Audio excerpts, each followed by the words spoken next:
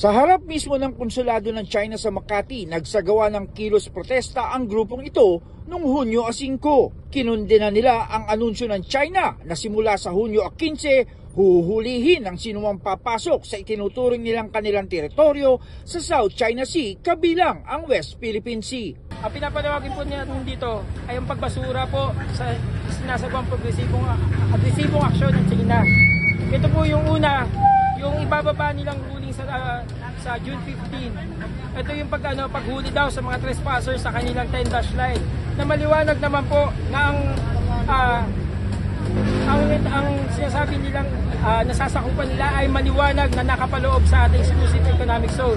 Nakapaloob sa 200 nautical mile na tinatawag natin na exclusive economic zone.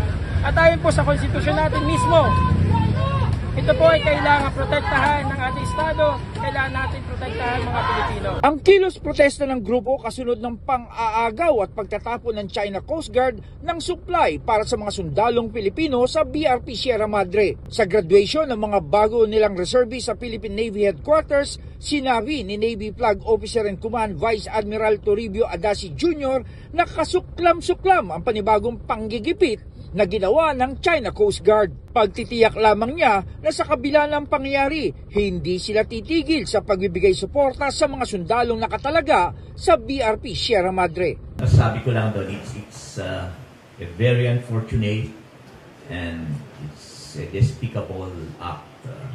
Kasi yung mga bagay na yun, pagkain and medicines intended for the troops.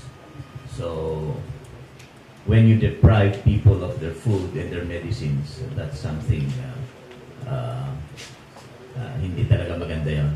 And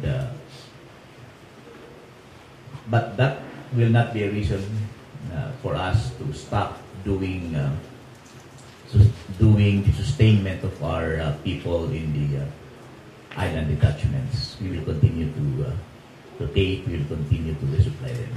Si Senator Robin Hood Padilla sinabing susuportahan niya ang posisyon ni Pangulong Bongbong Marcos Jr. sa naturang issue. Kung ano ang opisyal na posisyon ng Armed Forces of the Philippines at ng Pangulo ng Pilipinas, ako po ay nakasuporta 100%.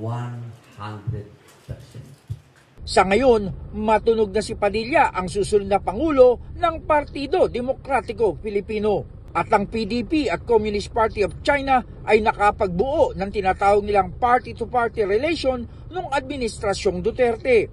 Ngunit sabi ng senador, patuloy siyang makikipag-usap sa China sa kanyang personal na kapasidad sa hangarin na maayos na ang sigalot ng dalawang bansa. Hanggang meron tayong diplomatic relation sa China, makikipag-usap po ako sa sarili kong paraan na wala akong ikukumit. Dahil wala naman akong karapatan mag-commit ng kahit ano. For humanitarian reason, kailangan po akong magsalita. Kailangan akong makipag-usap sa kanila bilang isang public servant po ninyo. Ayon pa kay Padilla, sa kanyang pakikipag-usap sa Communist Party of China, ang tanging natalakay ay ang ukol sa pagiging trading partners ng dalawang bansa. Mag-usap tayo. Kasi yun naman talaga magkapit-bahay tayo Kaya magmula po noon hanggang ngayon, hindi pa po ako tumitigil na nakikipag-usap sa sarili ko pong channel, nakikipag-usap po ako. Kasi kailangan po hanggat mayroon tayong diplomatic relation pa, huwag natin alisin na makipag-usap.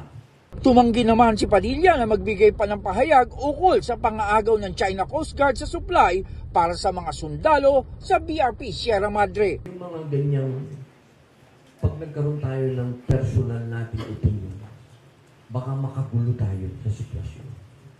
Ang importante sa akin, nasabi ko na noon ang posisyon ko. Ang posisyon ko, kailangan huwag tayong tumigil na makipag-usap.